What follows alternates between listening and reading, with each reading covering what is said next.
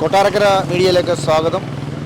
ഞാനിപ്പോൾ നിൽക്കുന്നത് പിന്നെ കൊട്ടാരക്കര ഓയൂർ റോഡിൻ്റെ ഒരു വശത്തായിട്ടാണ്. ഈ റോഡിന് അടുത്ത് തന്നെ നമ്മുടെ മുത്തുമാരിയമ്മൻ കോവിൽ അടുത്താണ്. അതുപോലെ തിരുവനന്തപുരത്തേക്ക് പോകുന്ന റോഡിലേക്ക് കടക്കാനുള്ള ഒരു വഴിയിലാണ് ഇപ്പോൾ പൈപ്പ് പൊട്ടി മുഴുവൻ ജലവും പാഴാകുന്നത്.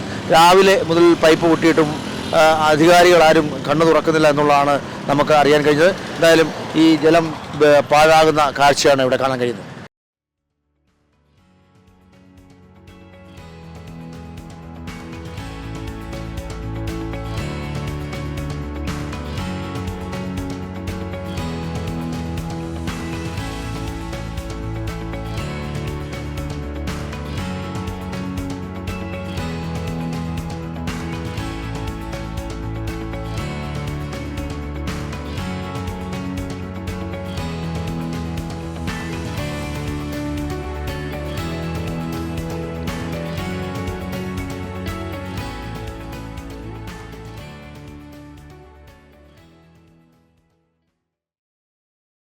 എന്താണ് സംഭവിച്ചതെന്ന് പറയാം. ഇന്നലെ ഞായറാഴ്ച ഒരു 11 മണിയായപ്പോഴും ഇത് പൊട്ടിയതാണ്.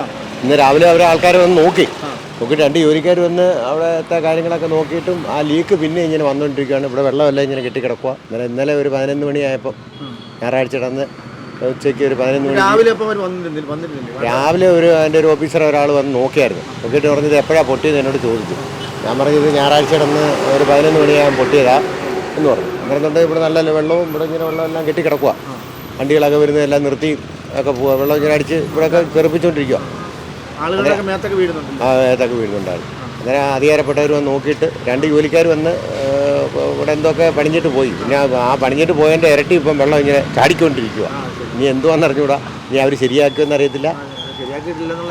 ശരിക്കും വെള്ളം വരുന്നുണ്ട്. ഇപ്പം നേരത്തേക്കാളും നല്ല സ്പീഡിന് വെള്ളം ഒഴുകിക്കൊണ്ടിരിക്കുക. നേരത്തെ ഇത്രയും ഒഴുക്കില്ലായിരുന്നു.